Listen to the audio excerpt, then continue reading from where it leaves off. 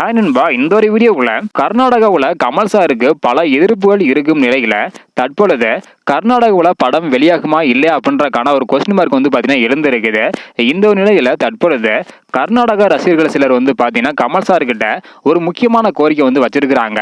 அதற்கு கமல் சார் என்ன ஆன்சர் பண்ணியிருக்கிறாங்க, கர்நாடகாவில் தக்லைப் திரைப்படத்தை வெளியிட அதிகமான வாய்ப்பு இருக்கா இல்ல அப்படின்றதையும் டீட்ல பார்க்க போறோம். முக்கியமாக ரசிகர்களோட கோரிக்கையை கமல் சார் பார்த்தீங்கன்னா நிராகரிச்சிருக்காங்க. என்னாச்சு அப்படின்றத டீட்ல பார்த்துடலாம். அதுக்கு முன்னாடி தக்லைப் திரைப்படம் இதுவரையும் உலகம் முழுவதும் ப்ரீ புக்கிங் மூலம் மட்டும் எவ்வளோ கலெக்ஷன் இருக்கு அப்படின்றக்கான வீடியோ நம்ம சேனல்ல போட்டிருக்கிறோம். பார்க்கலாம் அப்படின்னா மறக்காம செக் பண்ணி பாருங்க. ஓகே அன்பா, கமல் சார் கர்நாடக மக்களுக்கு மன்னிப்பு கேட்க முடியாது அப்படின்ற ஒரே முடிவில் தான் இருக்கிறாங்க. இருந்தாலும் கர்நாடகாவில் பாத்தீங்கன்னா கமல் சாருக்கு பல ரசிகர்கள் பட்டாளம் இருக்கிறாங்க.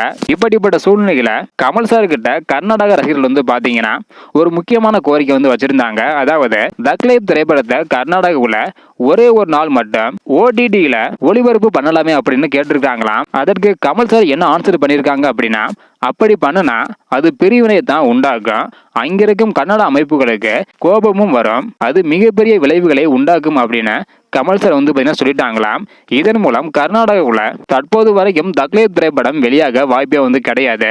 இறுதி கட்டத்தில் என்ன நடக்குது அப்படின்றத வெயிட் பண்ணி பார்க்கலாம். கன்னட ரசிகர்களுக்கு கமல் சார் கொடுத்த ரிப்ளை பத்தி உங்களோட கருத்து என்ன அப்படின்றத மறக்காம கமெண்ட் பண்ணுங்க. கர்நாடகாவில் மட்டும் ஓடிடியில வெளியிடலாமா இல்லை அப்படின்றக்கான உங்களுடைய கருத்தையும் மறக்காம கமெண்ட் பண்ணுங்க. ஓகே அன்பா, தேங்க்யூ.